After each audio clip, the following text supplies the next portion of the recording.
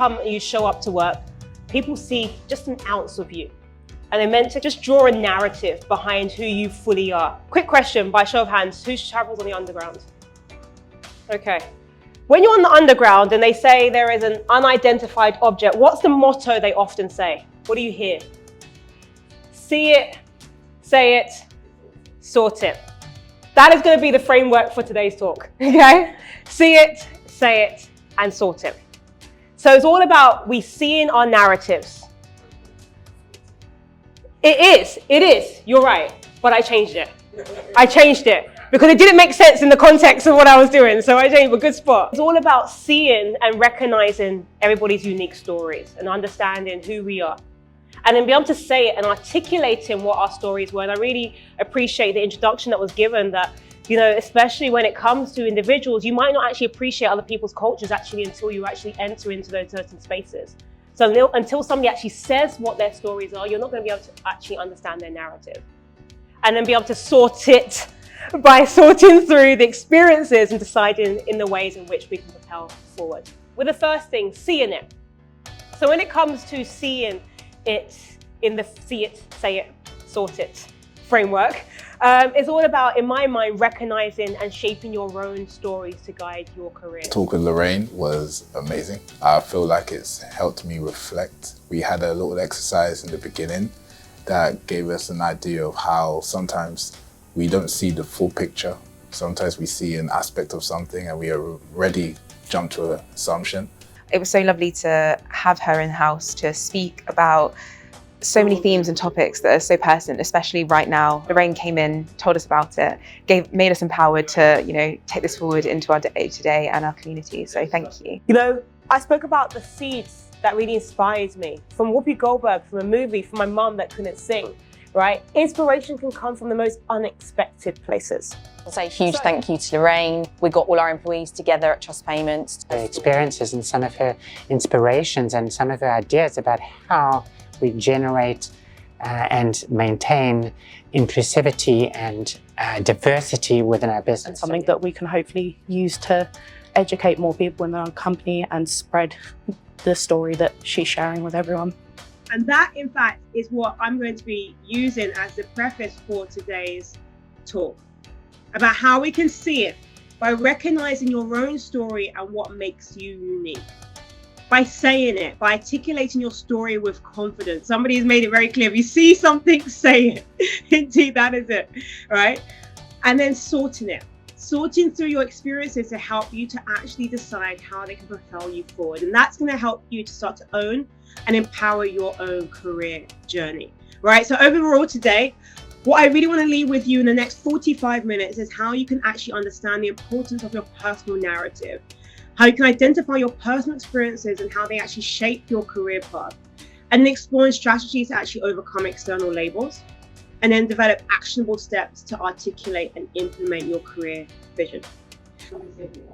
I started to internalize that belief that I had to succeed in every single thing I did. I had that pressure to excel in my academics and my family responsibilities. So let's go straight to it because I know time is against us. I want you all to indulge me very quickly. Just close your eyes for a moment. Think about all the stories that we've heard. We've heard from Bernice. We heard about Bernice's manager being the one that inspired her. We've heard about Heather and how Alicia being her grandmother and, you know, helped to bring up her mother, and her mother went to go and read books with her friend. And we heard about Tallulah and being the only black person in her school and becoming one of the only prefects in over 100 years that of color. I want you to think about what seeds have been the inspirations for you. What are the seeds of inspirations that have led you to where you are today? Just take a moment and think about that seed. Last year, I received an MBE. An MBE for the work that I have been doing with the clients. An MBE because of the seed that was sown in me. From the foundation that started back then. That is what this recognition is for. The final stage of plant growth, I think a lot of us know, when you plant a seed, you nourish it, you water it, it flowers. it then pollinates. My question to you is, what seed will you sow?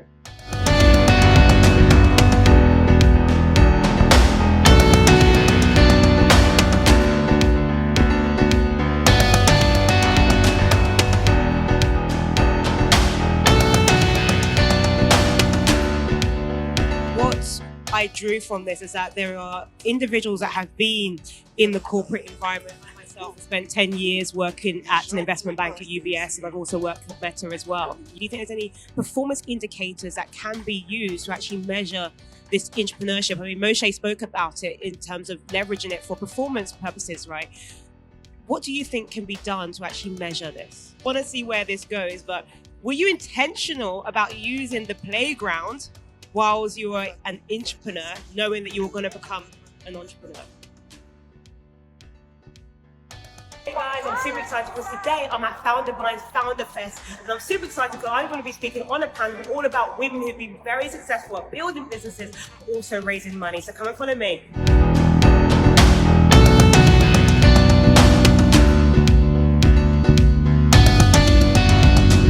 Because today's panel is all about these successful women, especially around amplifying that voices.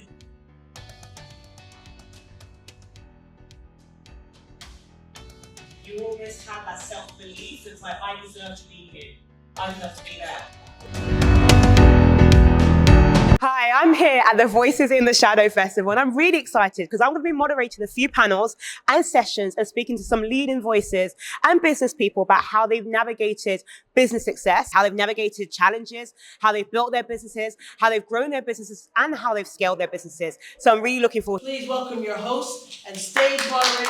Thank you very much for sharing. We've had Lynette share about her mentoring business and the fact that it's all about well-being and having those cross collaborations and mutual beneficial relationships. Hannah spoke a lot about also making sure that you celebrate those small wins. I really like that. It's powerful. And we also had Daniela really speak about having those big goals, the big visions as well. And I love what you said earlier about having the 4 different types of networks around you as well, which is really powerful. And then Sarah being really super transparent, just telling it how it is, no sugarcoating. Do you know what I mean? You will fail. She just basically told you you're going to fail. Do you know what I mean? But it's how you move on from that failure. So thank you very much all for your wisdom this morning, this afternoon. Thank you so much. The strategies that they are employing, the regulation as well at a national level. So I'm really excited to introduce to the stage our Deputy Minister, Mr. Ibrahim Sanon, to the stage. If we can give him a round of applause. All those things I didn't say were wrecking balls inside my brain. I will scream loud tonight. Can you hear my voice this time? This is my fight song. Your host for today, I'm Lorraine. Hello, how are you? Lorraine, nice to meet you. Beautiful outfit, Miss Karen. Happy New Year, everyone. So I'd like to welcome all of our invited guests, our dignitaries, our special guests. You're very welcome. And my name is Lorraine Wright, and I am your host. Kindly take your seats. We are going to get...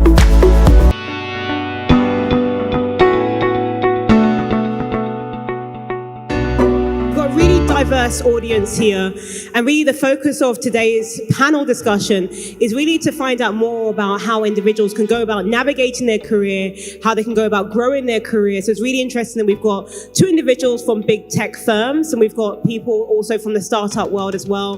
Just so you know who I am, I'm Lorraine Wright. I have a number of different startups both in Ghana and also in the UK. I have a beauty salon here in Ghana. I do a few other things in the UK as well, and I have had a career in investment banking. I have a startup called Grow For Me here in Ghana as well, in the agri-tech space, and a number of other things. What the acronym was? What were the 3 words? What was it? Hi, my name is Sida.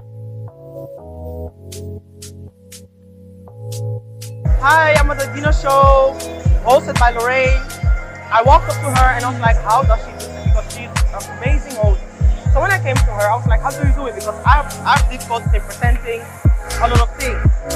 And then she was like, practice makes perfect. And I was like, wow, that's actually a good advice. Because all the time when I see her at certain events, the way how she presents is flawless, the way how she presents is precise, clear, she knows what she's talking about, she's confident.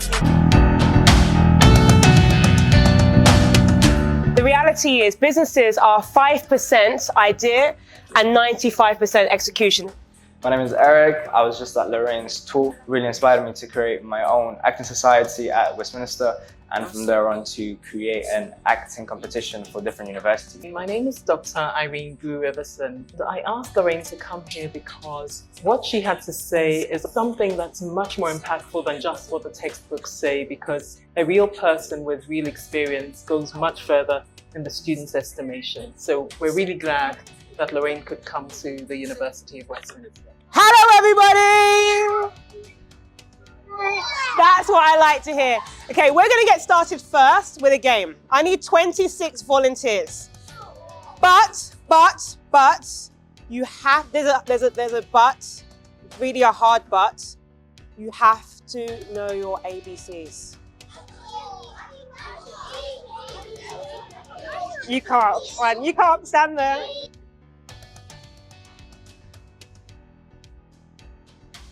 I had dreams, nobody said it, but when I was younger, when I was your age, I wanted to be a singer. I wanted to sing on TV. I wanted to be a singer. Can you sing?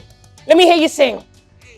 You don't want to sing, but you have a microphone. I want you to repeat after me and insert your own name into this. So, and then say your name, okay?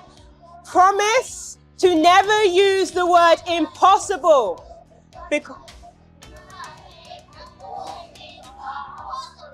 Well done. Hello, I'm Paul Steenkamp, Deputy Head here at St. Mark's Church of England Primary Academy in South Norwood. We've had the privilege of having Lorraine Wright and her team here today to lead a careers day for our children as we inspire the youth and think about the skills our children will need and one day to pursue the different careers, and also the fact that they don't have a ceiling on what they would like to become one. Good question, right? Good evening, everybody. How's everybody this evening? Good. Thank you, Ms. Barry. Thank you, Mr. Dudley, and everybody for inviting me here this evening. So, Napoleon Bonaparte, he was a French revolutionist of the 1700s. He once said that ability is nothing without opportunity. And this evening we're here to celebrate all of the awards and all of the talents of all of the individuals today. Tiana did an amazing job. Can we give her a round of applause? John Lyons School, and I'm super excited because I'm going to be doing a talk today to the sixth formers all about the power of a vision. How you can see your vision, how you can say your vision, and how you can sort your vision. We're going to be speaking about the fact that whatever you do not visualize will not materialize, so stay tuned. It is, whatever you do not visualize will not materialize. I want you guys to say that, right? Let's hear you. Whatever you don't will not materialize. There are three main job titles our parents wanted us to be. What are they? You're with me. You're with me. That is exactly what my mom wanted me to be. Either a doctor, a lawyer, or an engineer. You're with me, right? Hold up that pen in your right hand. Got a pencil? Anyone got a pencil? I want you to go home and picture exactly what it is you want to achieve and write that vision down with that pen that's in your right hand. With the pencil, I want you to write down your goals. Your ultimate vision could remain the same, but the way in which you get there may change. Thank you so much to Lorraine for coming to speak to the pupils today. I think just understanding that you can start in a certain industry, you can transition, and you can continue to be inspiring to young people and your community as well. It was just really inspiring today. Thank you so much. I want to play a very, very quick game just to make sure you guys are engaged with me. When I say clap your hands, I want to see you raise your hands. When I say raise your hands, I want to see you clap your hands. You guys got it? Clap your hands. Clap your hands. Clap your hands. Clap your hands. Raise your hands. Raise your hands. Clap your hands. Raise your hands. Where's my year 7s at? Where's my year 8s at? Where's my year 9s at? Where's my year 10s at? Where's my year 11s? What? I'm going to do that one more time. A sixth former, ideally, a sixth former. Anybody want to volunteer? I'll see a guy. Come on.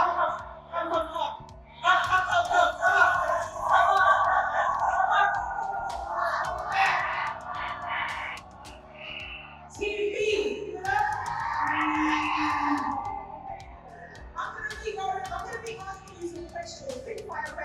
Today we had our assembly, which was attended by the whole school. Lorraine came down to talk about her journey from her starting point up until now. The student found her amazing. She was really relatable. Her story really touched a lot of the students and motivated them at the same time. And I'm sure that all the students are well inspired to take on the next chapter of their journey.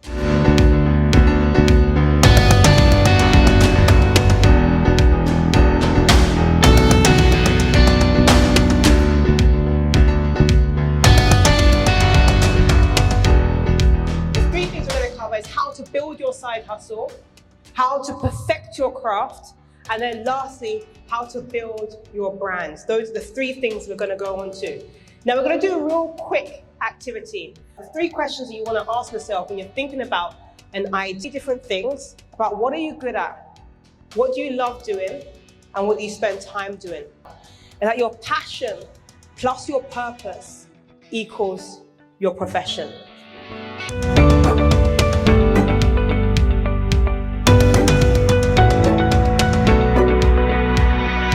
My name is Lorraine Wright. I work with Sesso Global. I am also the director of a boutique in terms of property consultancy. I came across the presentation of Lorraine, who was talking about real estate development in Ghana and Nigeria. And everybody on my table, which was indeed the president's table, was blown by the presentation. It was